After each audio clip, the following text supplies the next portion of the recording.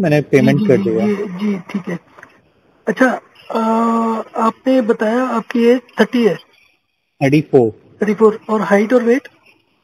मेरी हाइट है 5'10" और वेट होगा मेरा 110।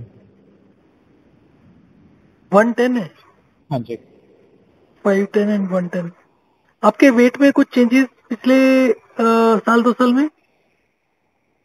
आई डोंट थिंक सो, वैसे मैंने मॉनिटर नहीं किया ऑनेस्टली। पर ब्रॉडली स्पीकिंग इतना ही के आसपास है।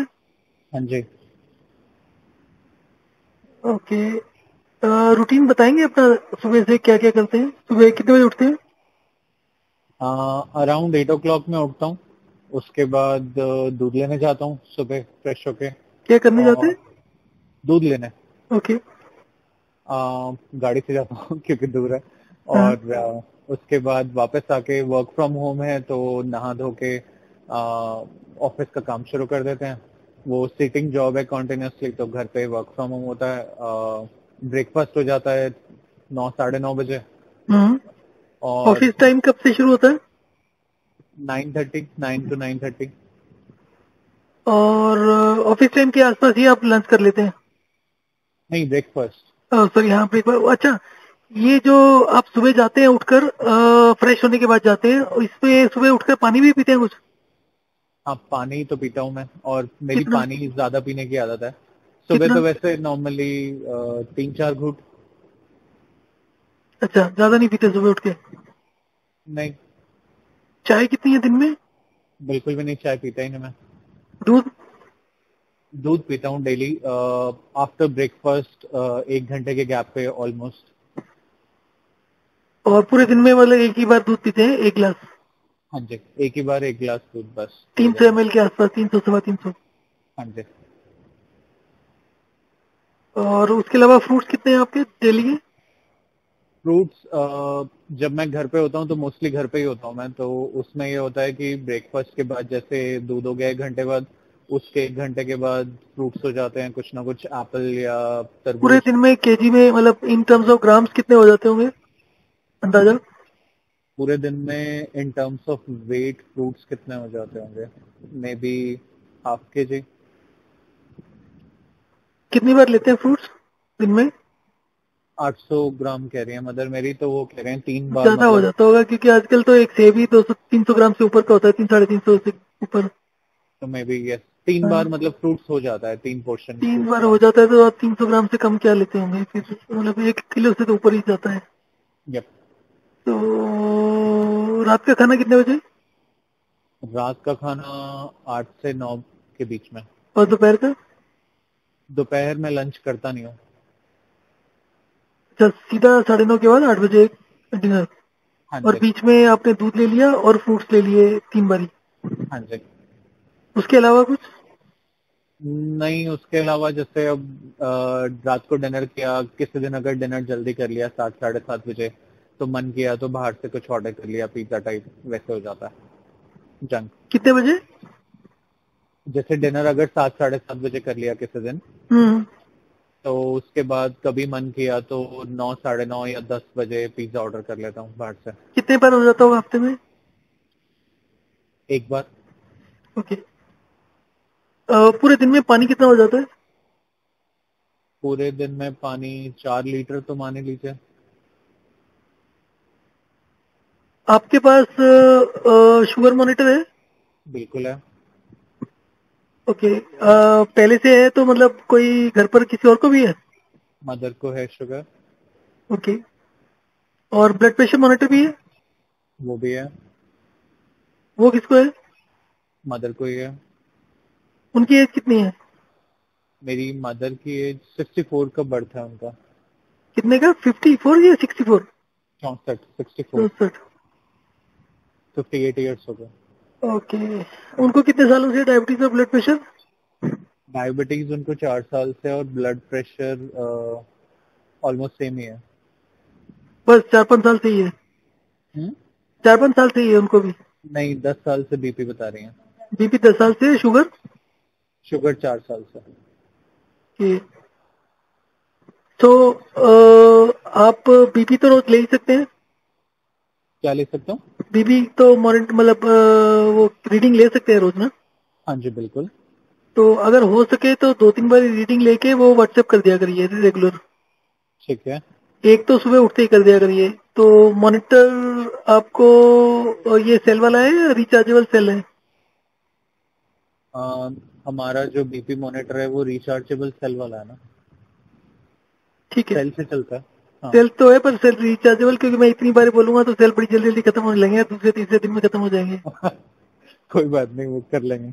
ठीक है, तो देख लीजिएगा मतलब उसका कॉस्ट को कट डाउन करने के लिए। Basically why I am saying is that recently what I have seen is कि आपको कितना पानी पीना चाहिए that can be decided based on your vitals.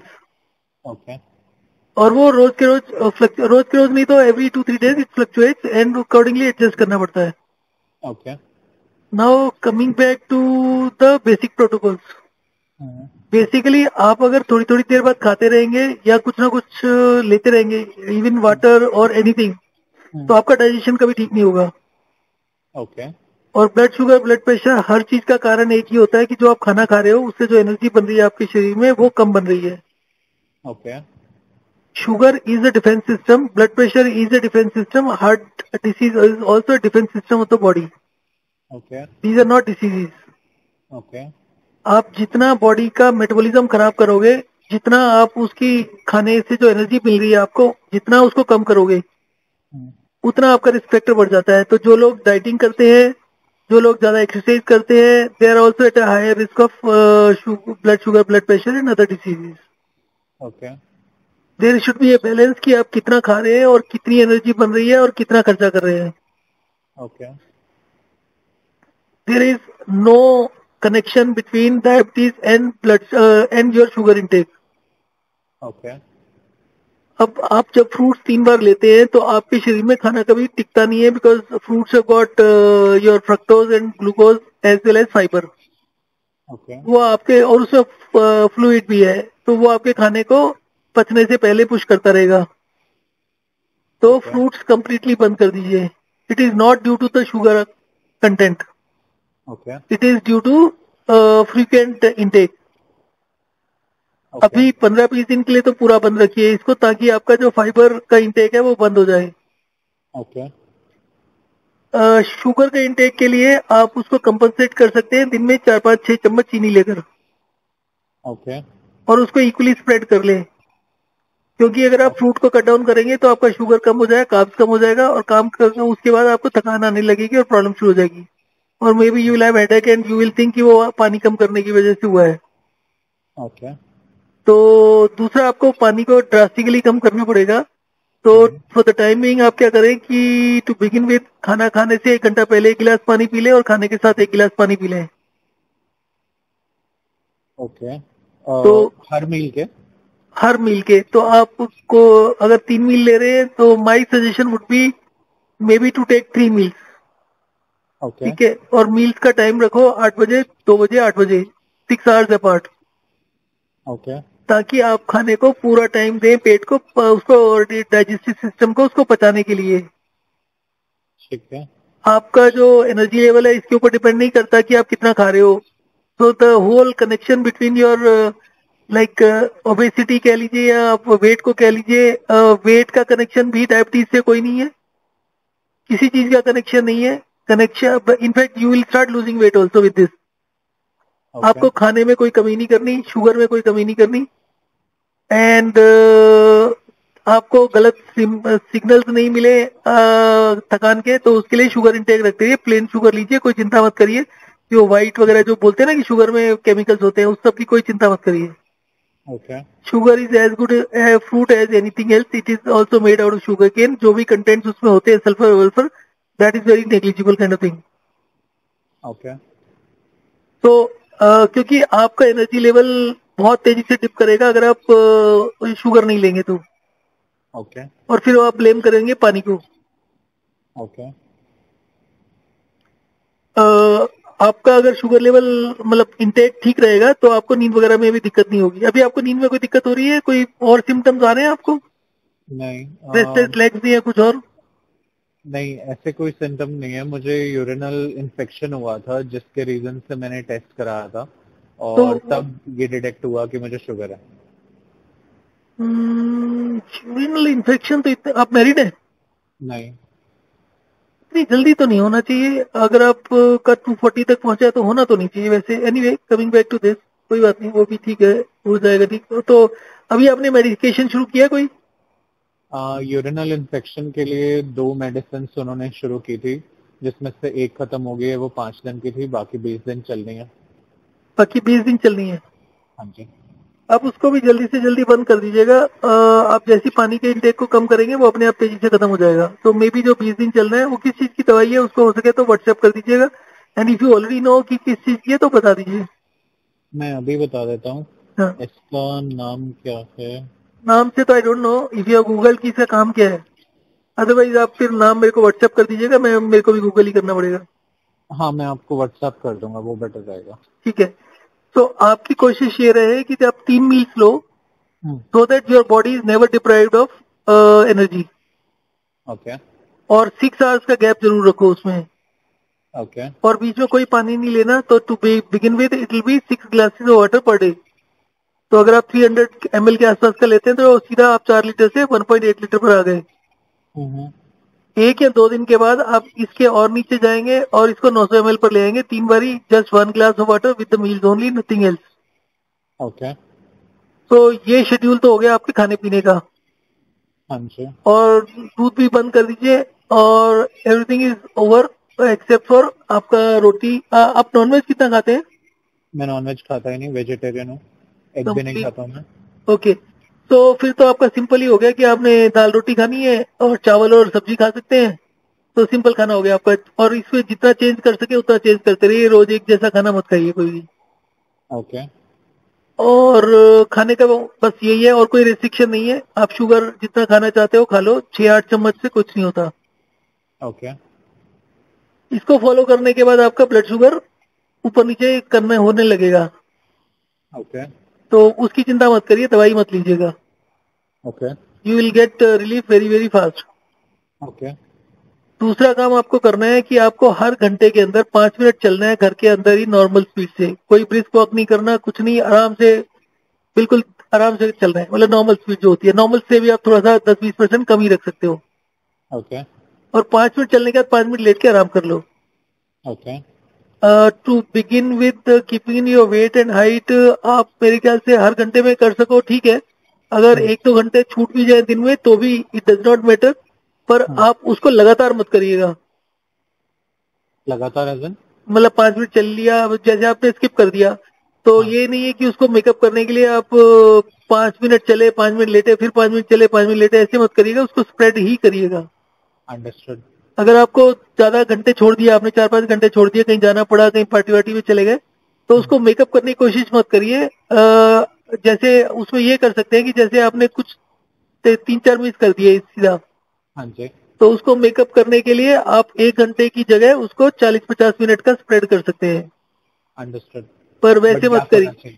हाँ, गैप होना चाहिए। तो Okay. Basic idea of walk and rest is कि आपके वाइटल ऑर्गन्स की जो वर्किंग है उसको इम्प्रूव किया जाए। ओके। क्योंकि आपकी हेल्थ वाइटल ऑर्गन से बनती है, आपके चलने से नहीं बनती। चलने का पर्पज सिर्फ ये है कि आपकी एनर्जी को मोबिलाइज करना है। And at the end of 5 minutes आपको यूजली फील होना चाहिए you are better off in terms of your mental alertness, in terms of your body's warmth and all that, कि आपको अच्छा लग रहा है। अच्छा लगने का मतलब है कि उस समय आपकी बॉडी ने इतनी एनर्जी को मोबिलाइज कर लिया है कि आपके वाइटल ऑर्गन्स की रिक्वायरमेंट जितनी है उससे ज्यादा मिल रही है उनको। ठीक है। तो जब तक वाइटल ऑर्गन्स की जरूरत पूरी होती रहेगी तब तक तो आपको कोई प्रॉब्लम नहीं होगी, आपको ठीक हो जाएगा। जिस समय आपको ज्यादा थकान होने लगे, because it is also very tiring. शुरू में रियलाइज नहीं होगा 1-2 दिन आपको, ठीक है। तो उस समय आप थोड़ा सा कम कर सकते हैं, उसमें आप 90 मिनट्स के बाद भी वॉक एंड रेस्ट कर सकते हैं। पर वो धीरे धीरे करके वो एक पॉजिटिव साइकिल होती है। जैसे आपके वाइटल ऑर्गन्स की परफॉर्मेंस बढ़ेगी तो आपका एनर्जी लेवल बढ़ना शुरू होगा। तो शुरू में आपको डिप लगेगा 2-3 दिन के बाद। उसका कारण ये होता है कि आपका जो वाइटल ऑर्गन्स होते हैं उनकी वर्किंग तो 24 घंटे होती है। आप वॉक एंड रेस्ट करोगे 1-आधे घंटे के लिए, तो आपका 3-4 दिन के अंदर आपके वाइटल ऑर्गन्स की परफॉर्मेंस बढ़ जाएगी, तो उनका जो कंजम्पशन होगा वो बढ़ जाएगा। तो इसलिए आपको फिजिकली वीकनेस या फिजिकली यू माइट फील कि आपका एनर्जी कम हो रही है। ओके। तो उसमें हल्का सा वॉक एंड रेस्ट कम कर लीजिएगा, ज्यादा मत करिएगा। ठीक है। अगर आप इसको ठीक से फॉलो करते हैं तो 1 महीने से पहले ठीक हो जाना चाहिए। ठीक है। And on top of that you can expect to lose 3 to 4 kg weight also without compromising your diet. Okay. और डाइट को यूजली कंप्रोमाइज करने की जरूरत नहीं है। ओके। और ना ही शुगर को कंप्रोमाइज करने की जरूरत है, कार्ब्स वगैरह किसी को कंप्रोमाइज करने की जरूरत नहीं है। ओके। ये बोलते हैं ना रोटी कम खाओ चावल कम खाओ, वो सब बेकार की बातें हैं, कुछ भी करने की जरूरत नहीं है आपको। ओके। और ना ही इसकी होम रेमेडीज जो होती हैं कुछ पता नहीं क्या क्या होता है, वो सब भी करने की जरूरत नहीं है। मतलब कुछ भी मत करना, सिंपल रहना, सिर्फ ये 2 चीजें फॉलो करना कि एक तो डाइट मील 3 बार लो और दूसरा वॉक एंड रेस्ट कर लो दिन में 15 बारी के आसपास। और 15 नहीं होता तो 12 से 15 जितना आराम से हो जाए उतना ठीक है, कोई टेंशन नहीं लेना है, एज सिंपल एज दैट। और आप पहले अपने ऊपर ट्राई कर लो, फिर अपने मदर के ऊपर इम्प्लीमेंट कर देना, एंड मोस्ट लाइकली उनका भी ये जो बीपी और इसका प्रॉब्लम है खत्म हो जाएगा। उनकी तो मेडिकेशन चल रही है, उनका 2 बार इंसुलिन भी चल चुका है क्योंकि उनकी 700 भी चली गई थी एक बार शुगर। कोई बात नहीं, जितना मर्जी जाए धीरे धीरे ठीक हो जाएगा। उनको उनका पानी का इंटेक जितना भी है उसको धीरे धीरे कम करिए। तो before she starts I would say कि आपका पूरा ठीक हो जाए, then she will grow in confidence. और ऐसे तो क्योंकि उनका थोड़ा आप हिस्ट्री गड़बड़ बता रहे हैं, तो you also gain confidence in this thing. क्योंकि अगर उनके साथ अभी एकदम से स्टार्ट करना विल बी समथिंग जो शायद आप कंफर्टेबल नहीं हो एज ए फैमिली। एब्सोल्युटली। तो आप उसको पहले अपने ऊपर करो, फिर उसके बाद रिजल्ट जब मिल जाए आपका करीब करीब 80-90% ठीक हो जाए, then will look at that. Okay. और आपने कहा कि मिल्क बंद करना है मुझे। क्या? मिल्क बंद करने को कहा आपने मुझे, दूध? हाँ, दूध को बंद कर दीजिए। ओके। और ये जो आप मुझे पानी बंद करने के लिए कह रहे हैं और दूध बंद करने के लिए कह रहे हैं, ये सिर्फ तब तक है जब तक ये शुगर स्टेबल नहीं आ जाती? नहीं, दूध का कोई काम ही नहीं है बॉडी में। दूध ये जो पीना ही नहीं है? कैल्शियम विटामिन D3 होता है ना, ये सब जो कहानियां होती है सब बकवासबाजी है, किसी में कोई दम नहीं है, कुछ भी करने की जरूरत नहीं है। आपकी बॉडी की ये जितने भी मिनरल्स जितनी भी चीजें होती है ना, कैल्शियम वगैरह, हाँ जी। ये बेसिकली आप अपनी बॉडी को जितना यूज करोगे उसके हिसाब से एडजस्ट होती हैं। ओके। आप जिस चीज को यूज नहीं करोगे धीरे धीरे खत्म होती जाएगी। Okay. Same thing happens with the sexual health also. Okay. You not sexually active तो धीरे धीरे करके आपकी सेक्सुअल हेल्थ खराब होती जाएगी, ओके।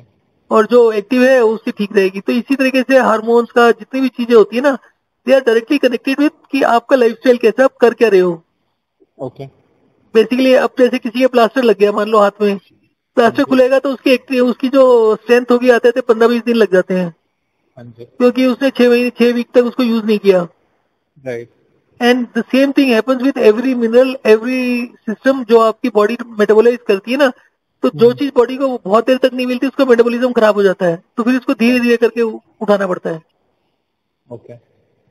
तो आपके कोई भी क्वेश्चंस हो, you want to understand anything detail में चाहिए, कोई साइंटिफिक स्टडी का सपोर्ट में चाहिए, तो hopefully I will be able to give you that.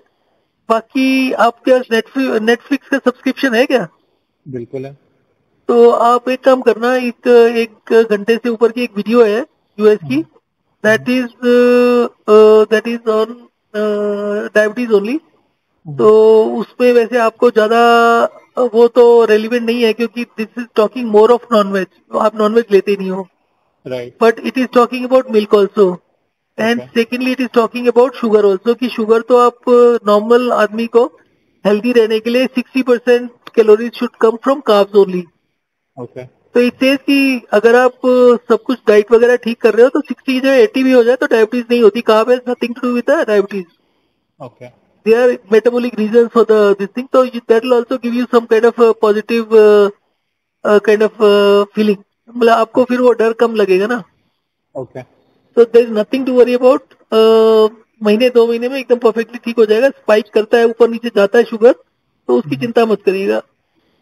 Okay. ठीक है, तो होपफुली 15 दिन के अंदर you will see the result.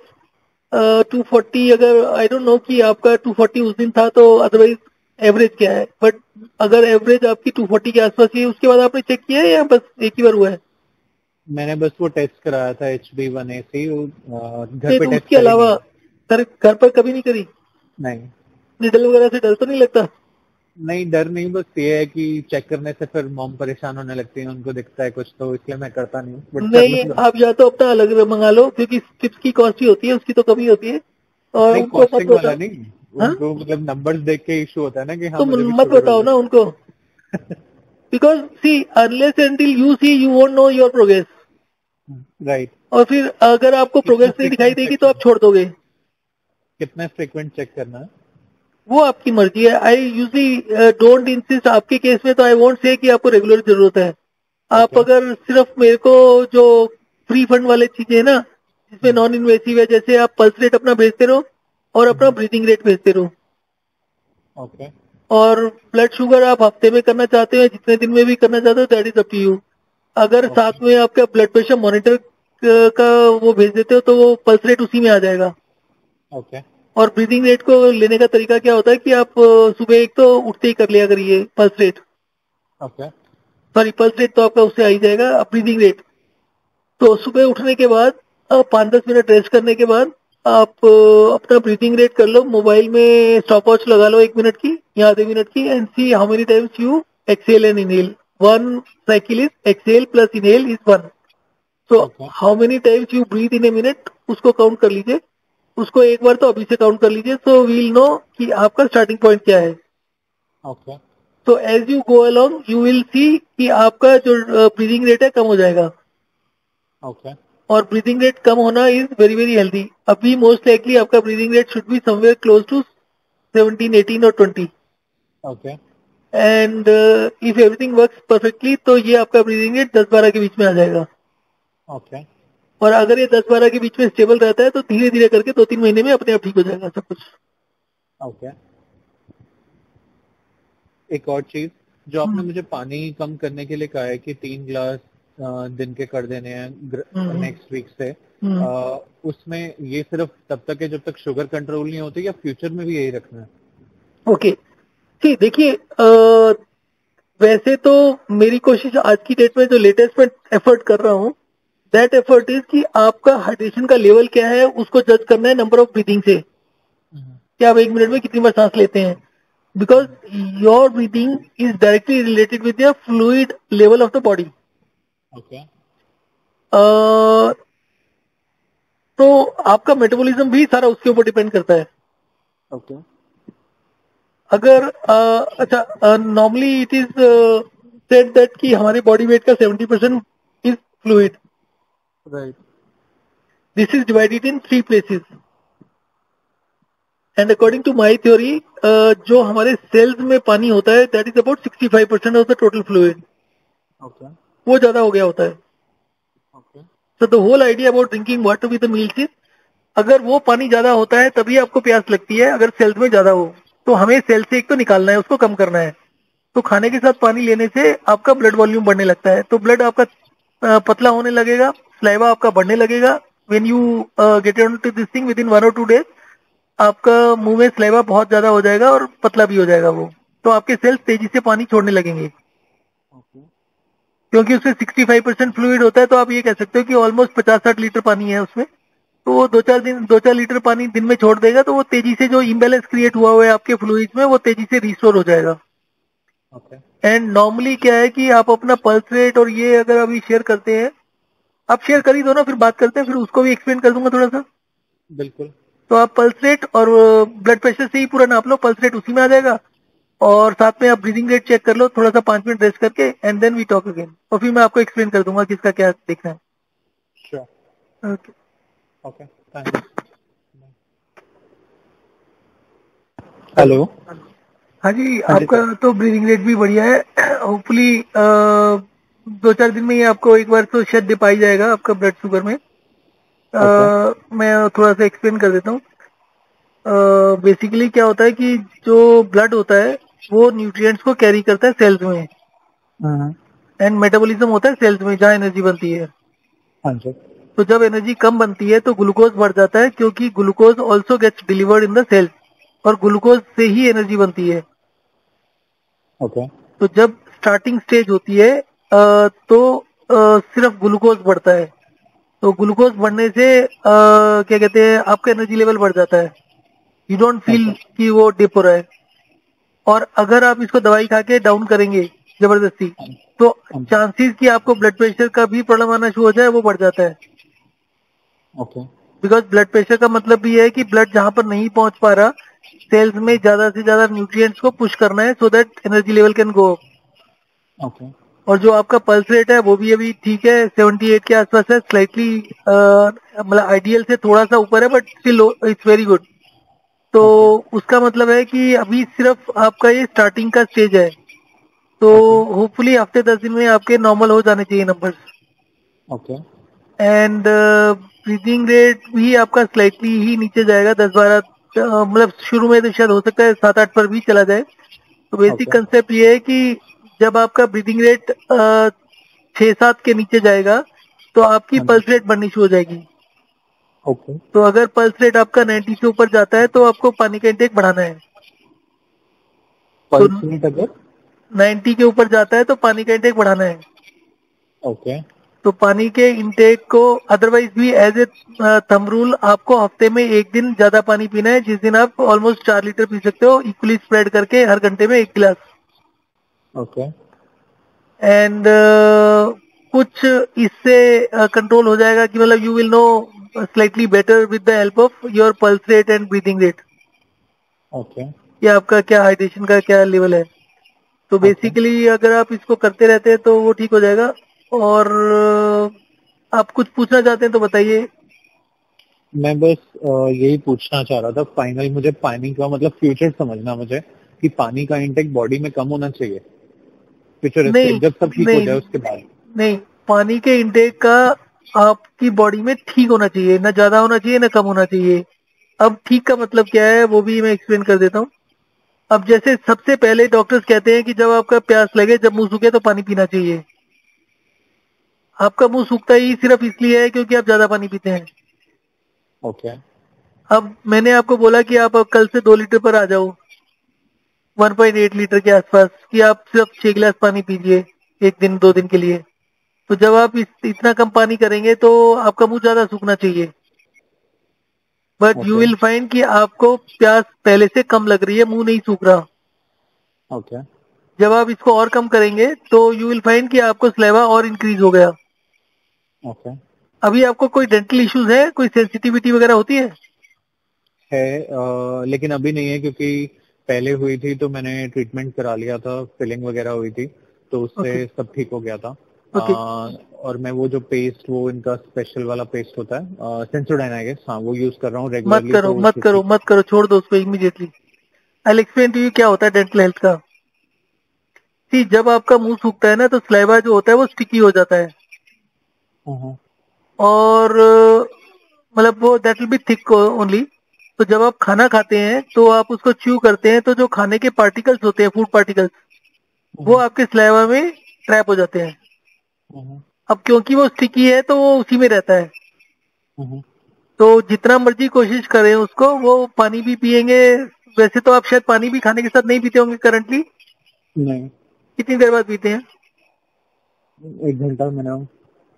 Rajiv Dixit इसलिए मरा था, ही वॉज द पर्सन जो who used to advocate this. Anyway, coming back to this, आपका जब स्लाइवा स्टिकी होता है तो उसमें फूड पार्टिकल्स ट्रैप होते हैं, और जो वो फूड पार्टिकल्स होते हैं वो 2 घंटे के बाद सड़ने शुरू हो जाते हैं, फर्मेंट होना शुरू हो जाते हैं, और वो फर्मेंट होते होते आपके गम्स को डैमेज करने लगते हैं। जब आप इस तरीके से पानी पिएंगे, आपका हाइड्रेशन लेवल ठीक रहेगा, तो आपका मुंह नहीं सूखेगा, आपके मुंह में स्लाइवा रहेगा और वो पतला रहेगा। तो आप हर थोड़ी देर के बाद गल्प करते रहेंगे थूक को, उसको फेंकना नहीं है।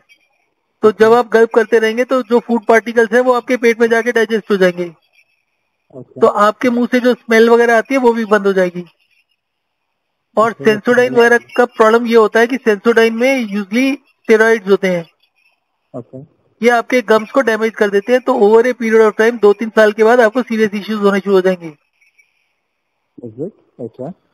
अगर आप इसके भी रिव्यूज देखोगे ना और अच्छे से देखोगे, थोड़ा डीपली, थोड़ा टाइम स्पेंड करोगे सेंसोडाइन एंड ऑल दैट, तो ये बहुत ही खराब चीज होती है, क्योंकि ये धीरे धीरे करके स्टेरॉइड से आपके गम्स भी वीक होते रहेंगे, आपका एनेबल वीक होता रहेगा, क्योंकि आप उस टूथपेस्ट वगैरह का यूज करो। कोई भी टूथपेस्ट हो उसके अंदर एब्रेसिव होते हैं।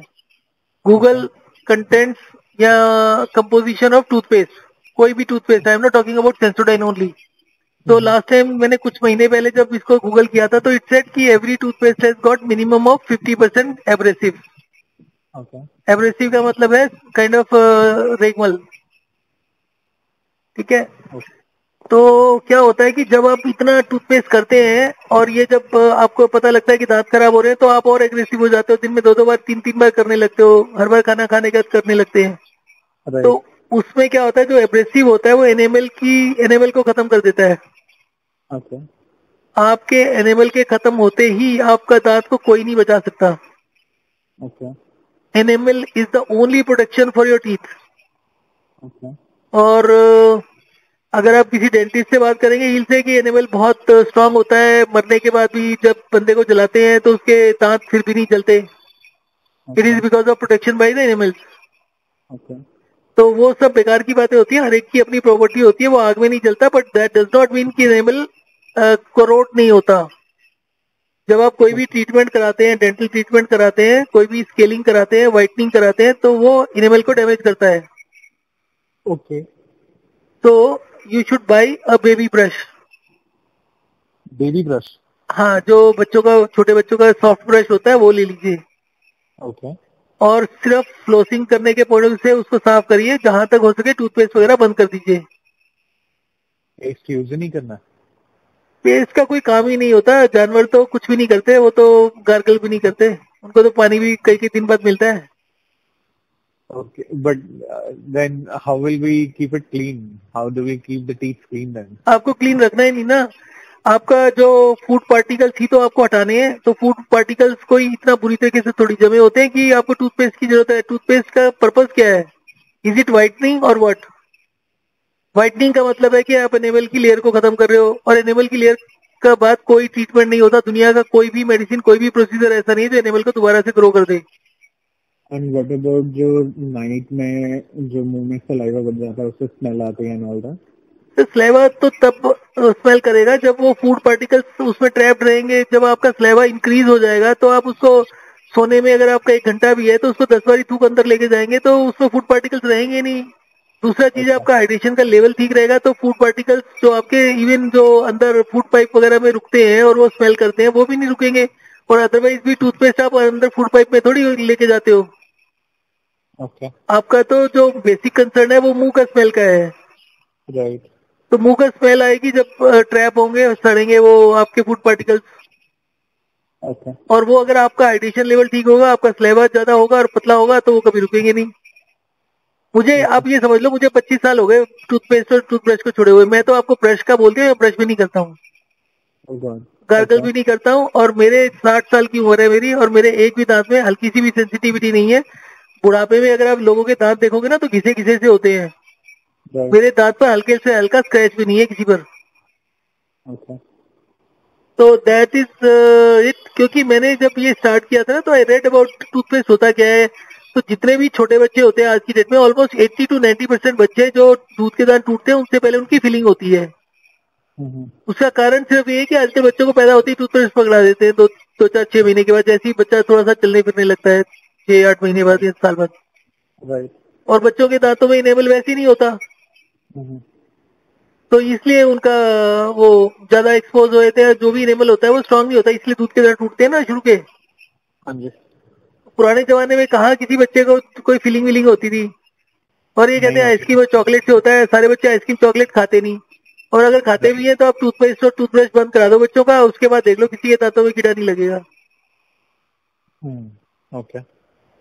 और ये तो डेंटिस्ट, मेरा एक फ्रेंड था डेंटिस्ट, उसके क्लिनिक एक बार गए थे तो उसके उसपे 60 या 70% तो वहां भी लिखा होता है कि बच्चों के दूध के दांत टूटने से पहले कीड़ा लगता है, फीलिंग होती है। ओके। और ये कॉन्फिडेंस की, मतलब इनको अपने बिजनेस के ऊपर या अपने प्रोफेशन पर कितना कॉन्फिडेंस है वो बताता हूँ। तो जो मेरा फ्रेंड था डेंटिस्ट, उसकी वाइफ को डेंटल जब प्रॉब्लम हुआ तो ही कॉल्ड मी, भैया क्या करें। तो उसी से आप अंदाजा लगा सकते हो। तो based on my advice she stopped brushing her teeth for 3 months. Okay. तो इसमें क्या होता है कि जैसे आपके टार सा जमने लगता है दांतों में, तो अगर आप फ्लोसिंग करते रहोगे बेबी ब्रश से तो वो टार नहीं जमेगा। अगर वो टार जमने लगता है ना तो कुछ देर के बाद वहाँ ब्लीडिंग होने का चांस भी रहता है, पर वो ब्लीडिंग होती है तो आप बेबी ब्रश से साफ करेंगे तो वो चले जाती है 1-2 बारी में। तो आप आप चाहें तो बेबी ब्रश यूज कर सकते हो, क्योंकि that is not so harmful, उससे कोई वो नहीं होगा, एब्रेशन नहीं होगा, एनिमल नहीं ओके घिसेगा। तो आप डेली वो यूज कर सकते हो शुरू में 1-2 मिनट के लिए, तो उससे फूड ओके पार्टिकल्स निकल जाएंगे आपके दांतों से।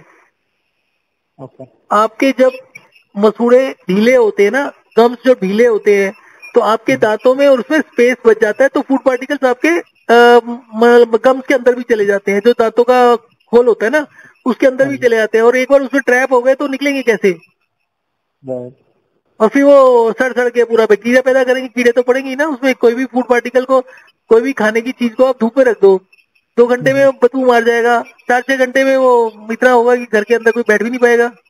बिल्कुल तो same thing is happening there also. Food particle आपके गम्स में तभी जाएंगे जब गम्स आपके फूड पार्टिकल्स के सड़ने की वजह से लूज होना शुरू हो जाएंगे, okay and this has got nothing to do with anything else. Okay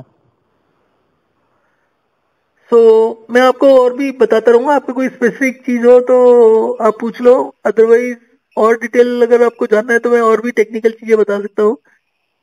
जैसे कि आपको डायबिटीज का है, जैसे ये जो मूवी का भी बताया ना, हाँ जी it also says something like, I think इसी मूवी में देख रहा था मैं कल, तो इट सेज कि जितनी ज्यादा मेडिसिन यूज करोगे हम्म। उतना आपका ब्लड शुगर ज्यादा परेशान करेगा। मैंने लाइफ में शायद शायद ही होगा, मतलब मैं चैलेंज तो नहीं करता, बट मैं बहुत रेयर मेडिसिन खाता हूँ लाइफ में, जब तक मेरी हालत इतनी बुरी नहीं हो जाती कि हाँ मुझे खाने की जरूरत पड़ती है तब खाता हूँ। ये जो यूरिनल इन्फेक्शन हुआ था ये मुझे दिसंबर में हुआ था, बट आई रियलाइज कि वो मार्च तक आते आते भी आई थॉट वो क्लीनिनेस का इशू है, तो मैंने वो भी ट्राई किया बट उससे फिक्स नहीं हुआ। मैंने गूगल किया तो मुझे कुछ डायबिटीज का भी उसमें पता लगा और क्लीनिनेस का भी पता लगा। देन आई मार्च में, अभी रिसेंटली अप्रैल में शायद मैंने विजिट किया डॉक्टर को, नहीं तो आई वाज ट्राइंग कि हाँ ये वर्ड हो जाए और उसके बिना ठीक हो जाए। अच्छा हाँ, मैं आपको एक दूसरी चीज और बताता हूँ, काम अभी बातों में आपने वो भी बता दिया दोबारा से। आप अंडरवियर कौन सा पहनते हैं, बॉक्सर टाइप से या वी टाइप का? वी कौन से ब्रांड का पहनते हैं और कितने रुपए का होता है? जॉकी का है जो सिल्क वाला है, आई गेस 350-400 का होगा। जॉकी में एक आता है, उसके अंदर एक नंबर लिखा हुआ IC28, ओके उसकी कॉस्ट होती है 550 के आसपास, 500 से 600 के बीच में होगा एक। IC28 हाँ, okay this is made of some derivative of nylon. Okay आपके जो प्राइवेट एरिया का स्किन होती है वो यूजली डार्क होती है। हाँ जी उसका कारण क्या होता है, कॉटन का कोई भी अंडरवियर पहनोगे तो शुरू में जब नया लेते हो तो 2-4 दिन सॉफ्ट लेयर लगता है, फिर वो जो स्किन, जो डेड स्किन उतरती रहती है, स्किन से थोड़ा सा मॉइस्चर निकलता रहता है, वो एसिडिक होता है। 2-4 बार धोने के बाद में वो हार्ड होने लगता है, और वो जब आप चलते हैं ना तो वो रगड़ लगाता है स्किन पर, और स्किन पर रगड़ लगने से मॉइस्चर निकलता है, वहां बैक्टीरिया पैदा होता है, तो उसकी वजह से स्किन डैमेज होती है। ओके ये जो बता रहा हूँ ये बहुत एक्सट्रीमली लाइट वेट है। ओके इसको आप 4-5 पीस ले लेना और दिन में 2 बार बदल लिया करो। ओके तो इससे सबसे पहली बात तो होगी कि this is boxer kind of. तो आपकी जो थाइज है, आपका वेट भी ज्यादा होने की वजह से जब भी आप चलोगे तो रगड़ लगेगी, और उसकी वजह से आपको रिंग वॉर्म्स या दूसरी प्रॉब्लम्स भी हो सकती है, शायद परेशान होते भी होंगे गर्मियों में। Rarely but yes. तो ये जो होता है ये आपकी थाइज को जहां तक ये जाता है वहां पर थाइज को भी प्रोटेक्ट करेगा, इन द सेंस कि वो रगड़ नहीं लगेगी। राइट तो आपका बैक्टीरियल ग्रोथ या वो सब नहीं होगा, but this does not absorb any fluid. तो इसलिए जो भी मॉइस्चर गर्मी की वजह से, पसीने की वजह से होता है ना, तो वो भी उसको नहीं करता, तो वो कई बार स्मेल ज्यादा कर जाता है। तो इसलिए उसको बदलते रहिए, आप दिन में 2 बार ही बदल लीजिए। और जहां तक एक्सपेंस की बात है, it is expensive, but this will prove to be 10 times cheaper than any other cotton.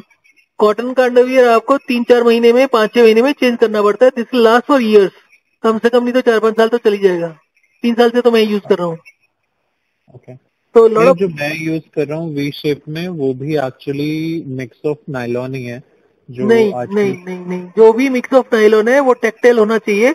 आप इसको देख लेना 550 वाली रेंज को, जॉकी का। इसका जो मटेरियल है बहुत लाइट वेट है, और ये नायलॉन का डेरिवेटिव है, नायलॉन नहीं है। ओके तो आप मुझे वैसे पता नहीं आप जो बता रहे हैं, I have not tried it, but मुझे लाइफ लॉन्ग ये प्रॉब्लम थी, रिंग वॉर्म्स का कह लीजिए, या वो जलन होती थी। मैं खेलता भी था, तो खेलने के बाद तो अगर आप चेंज नहीं करो तो कॉटन में तो बहुत रगड़ लगती है। तो ऑलमोस्ट आप कह सकते हो 40-45 साल 50 साल तक मैं परेशान रहा था। तो this I got to know about few days back only, few days not few days, 2-3 साल पहले। तो 2-3 साल से पहले मेरे पास जितने अंडरवियर पड़े थे वो एज इट इज अभी भी पड़े हैं, मैं उनको एक भी यूज नहीं करता हूँ। तो I am using this only. उसके अलावा लेडीज में भी बड़ी ये प्रॉब्लम्स होती है इन्फेक्शन की, लेडीज में तो यूटीआई और भी ज्यादा होते हैं। तो this is the perfect cure for that. UTI हो गया, या जो और भी स्किन से रिलेटेड होता है ना, जो प्राइवेट एरियाज में होता है, तो जो डार्क कलर होता है स्किन का, वो भी 15-20 दिन के बाद लाइट होने लगता है, और 4-6 महीने के बाद आप समझ सकते हो कि वो स्किन का कलर बाकी की स्किन से मैच कर जाता है। ओके। तो आप जो पहनते हो उसकी लाइफ कितनी है, कितनी देर चलता है वो? 4 महीने में भी। उसके बाद क्या होता है, खुरदरा हो जाता है, फट जाता है? नहीं, फट जाता है। हाँ, तो वो लैक्रा होगा, वो नायलॉन नहीं होगा, उसमें इलास्टिसिटी होगी, it will not be nylon. और वो 300 रुपीज के आसपास जो आते हैं, 350 के आसपास, वो उसी तरीके के होते हैं। Otherwise I would have also avoid it, क्योंकि मैं 3 साल से तो पहन ही रहा हूँ, उसमें 1% भी कोई भी प्रॉब्लम नहीं है, कहीं से फटा नहीं है 1% भी। ओके। तो आप उसी से समझ सकते हो कि how much money you will save. अगर आपका 4 महीने चलता है तो 350 का आप लगा लो, 4 पीस भी आपने लिए तो आपका मनी का तो कोई खैर पॉइंट नहीं है। अगर this is gonna be beneficial for health तो देयर इज नथिंग। नहीं, आई वाज जस्ट सेइंग कि मतलब उससे आपका पैसा भी बहुत बचेगा। 14 मतलब आपके 3-4 हजार रुपए तो इसी में लग जाते हैं साल के, और उसमें आपके अगर आप 6 पीस भी लोगे तो आपके 4-5 साल निकल जाएंगे। एंड पहले साल को छोड़ दो तो 4-5 साल तो सेविंग ही सेविंग है ना, 3-3 हजार रुपए की। बिल्कुल। तो anyway that is very good. But जिसने भी मैंने बोला ना, जिसको भी पीपल है समटाइम्स लाइक कुछ कंसर्न होता है ना कि मेरा कुछ कमीशन है या कुछ है, तो और कुछ लोगों लड़कियों का वो होता था कि भाई वे मैन का है, वुमेन का नहीं है, तो उस टाइप का नहीं है, तो दे डिलेड इट। पर जिसने भी परचेज किया है ना, वो परचेज करने के 1 हफ्ते के अंदर 5-6 पीस ले लेता है। तो बाद में लोग अप्रिशिएट करते हैं कि 1 साल ऐसे खराब कर दिया, 6 महीने खराब कर दिए बहस करके। But this is extremely good. और अगर आप कहेंगे तो मैं इसका लिंक दे दूंगा, फ्लिपकार्ट या अमेजन का कोई लिंक वगैरह ढूंढ के दे दूंगा मैं आपको। नहीं, मैंने खोल लिया साथ साथ बात करते हुए जॉकी का IC28 मिल गया। ये 599 का है जॉकी की वेबसाइट पे। ओके ओके, देख लीजिए। इसमें कलर वगैरह के बेसिस पर शायद कुछ कलर कम भी होगा इसी में, IC28 में ही। तो लाइक यूजली, और ये अगर आप लोकल स्टोर से लेना चाहते हैं तो शायद 15-20% डिस्काउंट भी मिल जाता है। That is up to you. तो जी, I am just telling you whatever I know. Sure, thank you. And you can call me any time. और ये चीजें तो अपडेट करते ही रहना, ब्रीदिंग रेट और ये सब। तो अभी तक आपका ठीक है, होपफुली जल्दी ठीक हो जाएगा। बट आपको ब्रीदिंग रेट वगैरह से कंट्रोल करने का ना, आपको फिर मदर के साथ भी अगर काम करना पड़े तो you will understand yourself and you will be able to take care of that also. Yup, that's right. ठीक है। मुझे एक और चीज बताइए, जैसे अब हम कभी बाहर जाते हैं, ऑफिस चले जाते हैं या पार्टी में चले जाते हैं, तो ऑफ कोर्स वहाँ पे जो मील्स हैं वो डिफरेंट हो जाते हैं रेगुलर से। तो ऐसे में क्या करना है? मतलब हफ्ते में कितनी बार होता है? वीक में 1 बार तो हो ही जाता है मिनिमम। और मैक्सिमम? मैक्सिमम 2 बार हो जाएगा, उससे ज्यादा तो नहीं होगा। पर एवरेज कितनी आती है? एक ही आती है, हो जाती है 1 से ज्यादा एवरेज? नहीं, एक ही माने। एक ही मान लेना, तो कुछ नहीं होता। जो खाने का पीने का जो भी दिल करे वो सब करो, कोई भी रेस्ट्रिक्शन लगाने की जरूरत नहीं है। ओके। एक दिन को मतलब आपको ज्यादा मतलब कुछ ले रहे हैं तो आपका फ्लूइड भी थोड़ा सा ज्यादा रखो उस समय। ओके। और अगर आपको लगे थोड़ा सा अनकंफर्टेबल तो चाय भी पी लो उस समय, या next day morning P low खाली पेट। क्योंकि जब भी आप ओवर ईटिंग करते हो, इंडल्ज करते हो किसी भी चीज में, तो इन्फ्लेमेशन होती है अंदर। ओके। चाय एंटी इन्फ्लेमेटरी होती है, वो उसको रिवर्स कर देती है। चाय का डिसएडवांटेज ये होता है कि चाय न्यूट्रिएंट के एब्जॉर्प्शन को रोकती है। ओके। तो as a rule of thumb I don't recommend tea, but whenever you over eat और जब आपको लग रहा है डिस्कम्फर्ट है, तो चाय लेने से एक तो वो आपका डिस्कम्फर्ट कम हो जाता है। ओके। और दूसरी चीज ये है कि नेक्स्ट डे खाली पेट लेने से जो इन्फ्लेमेशन हुई होती है, जो इन्फ्लेमेशन बेसिकली का मतलब है कि जो आपने ओवर ईटिंग ड्रिंक पानी या फ्लूइड्स ज्यादा ले लिए, कुछ वो ले लिए, स्वीट्स वगैरह कुछ भी लिया, तो वो जो अनडाइजेस्टेड पार्ट रहता है, वो जो रगड़ लगती है इंटेस्टाइन्स में, वो रिवर्स हो जाती है चाय वगैरह से। और चाय बनाने का तरीका भी बताता हूँ। चाय में हल्का सा दूध डाल के 2-3 चम्मच डाल के 3-4 चम्मच डाल के उसको बॉईल कर लो। बॉईल करने के बाद गैस बंद कर दो। मैं पीता नहीं हूँ चाय, कभी नहीं पीऊंगा मैं। हैं? मैं चाय पीता नहीं हूँ, मैं कभी नहीं पीऊंगा। पर आई एम सजेस्टिंग कि जब पार्टी वार्टी में जाओ तो पी लेना is better option. And you should expect to lose about 3 to 5 kg weight also per month. Okay. तो करो, आपको मल्टीपल एडवांटेजेस होंगी। एंड सेकेंडली आपका, आप बोल रहे हैं मैरिड भी नहीं है, तो वो भी आपका बाकी प्रोफाइल भी अच्छा हो जाएगा। Okay, thank you. ठीक है, thank you thank you. Thank you sir. And you can call any time. अगर आपको कभी भी कोई डिस्टर्बेंस हो ना, सर दर्द होता है, कुछ भी होता है, फीवर होता है, तो इमीडिएटली कॉल मी, बिकॉज ये सब होता है। आपको कोल्ड एंड कफ भी हो सकता है, जुकाम भी लग सकता है, तो कॉल कर लेना। ये मत सोचना कि ये किसी और वजह से है तो I will not deal with that. आज के बाद कभी भी कोई भी प्रॉब्लम होती है तो it is related to this thing only. Okay. तो मैं आपको सजेस्ट कर दूंगा कि ऐसे क्या करना है, सो दैट आपको कुछ ही घंटे में आराम हो जाएगा। ओके, ठीक है, ठीक है जी। Thank you. Thank you.